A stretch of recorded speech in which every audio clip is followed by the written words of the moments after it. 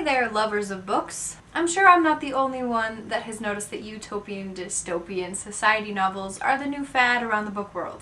With Hunger Games such a success, a lot of publishers are grabbing at books that are about perfect societies that aren't so perfect. Worlds that are in fact pretty messed up. It was the same way with Twilight. I'm not saying that Twilight is completely messed up. I'm sure you all noticed the avalanche of vampire and werewolf books once the hype exploded. As such, I was kind of hesitant to read Delirium by Lauren Oliver. It's another dystopian society novel. I tend to be the type of person that stays away from hype if I can help it. However, I do love a good dystopian novel. Hunger Games was amazing, and I'm a big fan of The Giver that came before it. And the Uglies Trilogy is one of my favorites. I will also be reading the Uglies Trilogy sometime this summer, so keep a lookout for its review. So, I decided to give Delirium a shot. And I'm so glad I did. It was so good, so good, so good. It had great reviews on Amazon, and a fellow book lover that I met in a pizza parlor raved about it. In a world where love is considered a disease and is to be feared, the main character, Lena, goes about her life, counting down the days until she is cured and will be safe from love. But of course, she meets a boy who changes everything. I've mentioned before that I love those forbidden love stories. The ones that are wrong and dangerous and terrifying and exciting. And this is quite possibly one of the most forbidden love stories ever, because love itself is forbidden. The character progression in this book is fantastic. The changes and growth that Lena goes through are huge and drastic, but it is just so beautifully written. Oliver has the best way of describing things. Describing a hot day like it is heavy and thick as a tongue, or a whispered word is just the rustling of leaves on the wind. I started this book when I was visiting my hometown. Just before I went to bed, I would read a couple chapters to my mom.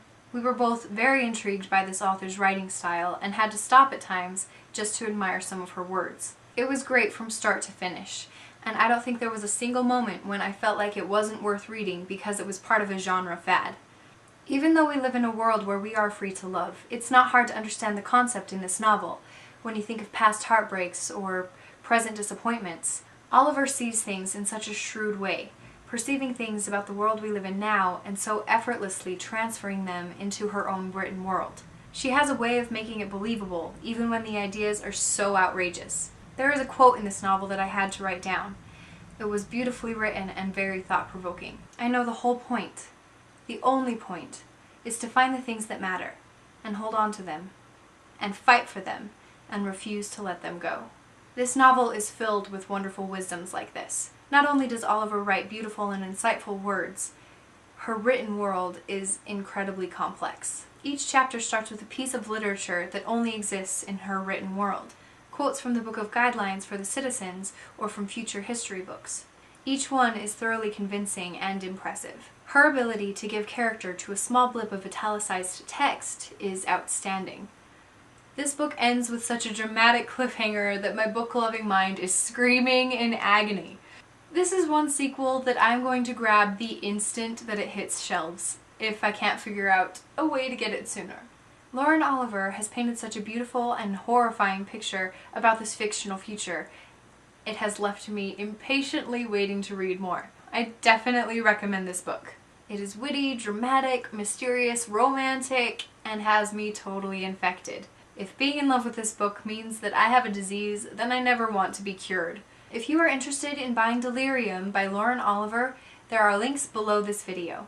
Also, be sure to check out my blog, Simply Kate, for updates about the books I'm reading and more.